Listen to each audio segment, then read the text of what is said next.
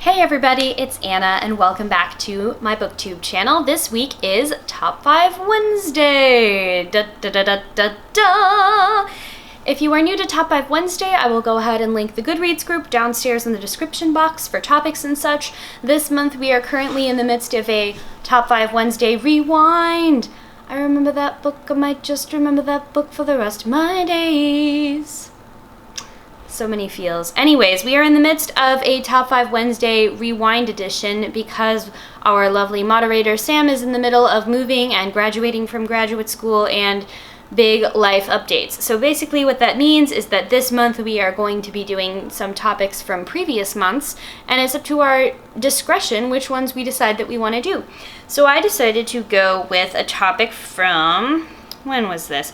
November 2016, which is books that I want to reread, because this year I have set a goal for myself that I really want to reread a lot of old favorite books. So we will go ahead and begin with what I have currently been rereading, and this is kind of cheating because it isn't just one book, it's 7 books, but that's the Chronicles of Narnia series by C.S. Lewis. Now this might show up again in the books that I've changed my mind about because I have really complex feelings about this series. I read them as a child, I loved them as a child, but since growing up and having like a really complicated relationship with like religion and faith and all of that sort of thing, these books have kind of taken up some weird real estate in my mind where I still really like them for what they are, but I have a lot of problems with them that I didn't think about when I was reading them as a kid, and this is my first time rereading the whole series since I was a kid. I've reread individual books but never the whole series. So eventually I'll probably make an entire video about that, but that is not that day. Okay, the next book is one that I've read pretty recently, and that is Persuasion by Jane Austen. I believe I've read this book about twice before. The first time I thought it was okay. The second time I was kind of blown away by how awesome it is. This is Jane Austen's final novel. It's considered the most autumnal of her novels, written kind of towards the end of her life.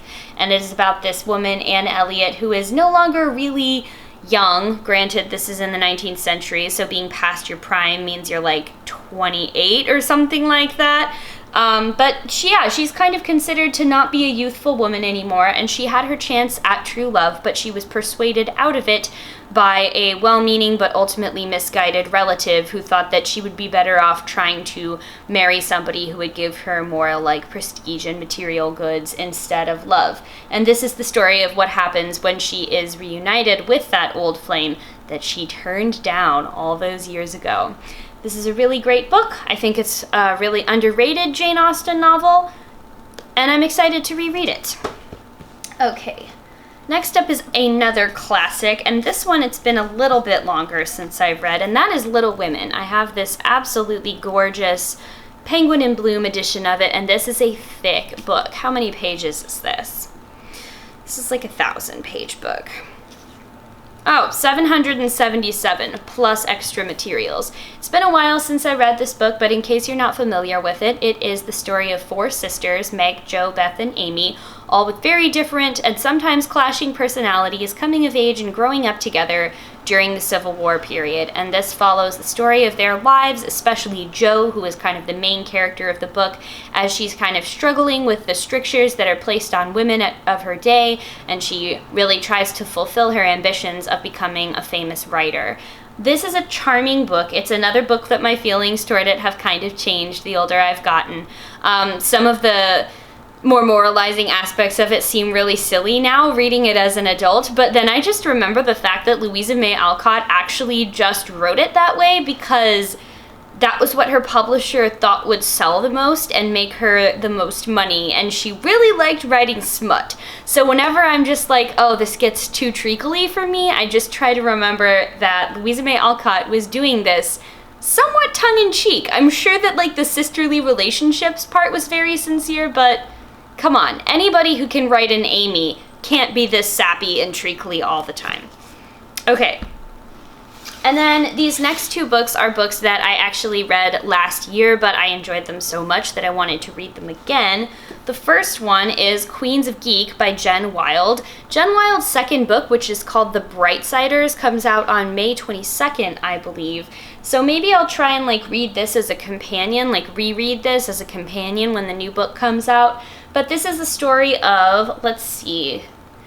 Yeah, let me just go ahead and read you the blurb because it's been a little while since I read it and I don't want to give misinformation. I'll give first impressions. Charlie likes to stand out. She's a vlogger and actress promoting her first movie at SuperCon, and this is her chance to show fans she's over her public breakup with co-star Reese Ryan. Then when internet-famous cool girl actress Alyssa Huntington arrives, it seems Charlie's longtime crush on her isn't as one-sided as she thought. Taylor likes to blend in. Her brain is wired differently, making her fear change. And there's only one thing in her life she thinks will never change, her friendship with her best guy friend, Jamie, no matter how much she may secretly want it to. But when she hears about a fan contest for her favorite fandom, she starts to rethink her rules on playing it safe. So this is a really awesome, like, LGBT, positive, and focused romance. There's like really good bi representation in here, I think. It's a great novel about fandom, about like the power of geekery and conventions and the fun that you can have with those. I actually read this book before going to my first convention and it just got me like even more excited and hyped up to go to that.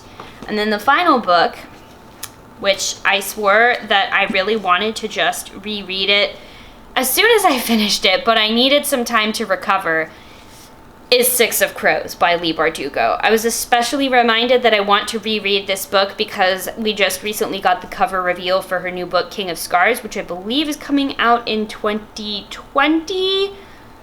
It's gonna be so long to wait. But luckily, she's written six, including the short story collection, 6 other books that I can read while I'm waiting for King of Scars to come out. Six of Crows, to put it in one sentence, is a story about a group of unlikely misfits turned friends, maybe? Some of them are a little friendlier than others, that get recruited to perform the heist of the century, the year, the millennium, that nobody else can pull off except for them, and what they find there. And I will just leave it at that. If you like stories about suspense and friendship, and you like shipping, and you just like having your heart smushed and gushed into a million tiny pieces while you read, you should really read Six of Crows. Yep, that's all I'm gonna say about it before I start getting too emotional again, but I really freaking love this book. It's wonderful. So those are all of the books that I'm looking forward to rereading. I will hopefully get to all of them this year. Go ahead and leave a comment downstairs if you'd like to talk about any of these books with me. Thank you all so much for watching, and I'll see you in the next one. Bye.